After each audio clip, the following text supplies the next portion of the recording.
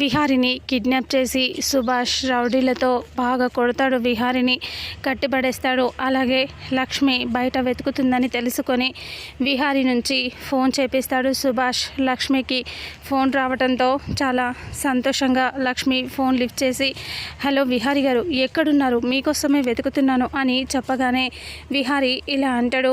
లక్ష్మి అని అంటూ ఉంటే, చెప్పు, నేను ఢిల్లీ వెళ్తున్నానని, హ్యాకర్స్ గురించి తెలుసుకుంటానని వెళ్తున్నానని చెప్పు అని సుభాష్ చెప్తూ ఉంటాడు పక్క నుంచి.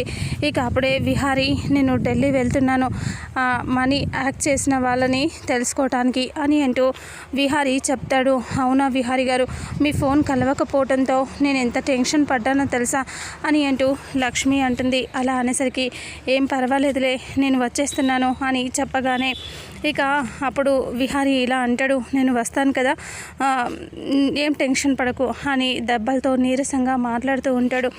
ఇక అప్పుడే ఇలా అంటూ ఉంటాడు.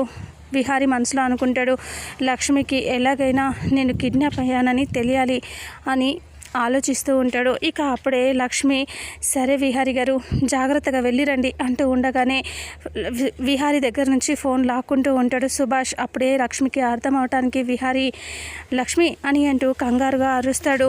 అలా అరిచేసరికి లక్ష్మి ఒక్కసారిగా షాక్ అవుతుంది. ఇంకా అంతలో సుభాష్ ఫోన్ తీసుకొని విహారిని బాగా కొడుతూ ఉంటాడు. ఇంకా విహారికి చాలా దెబ్బలు కూడా తగులుతాయి.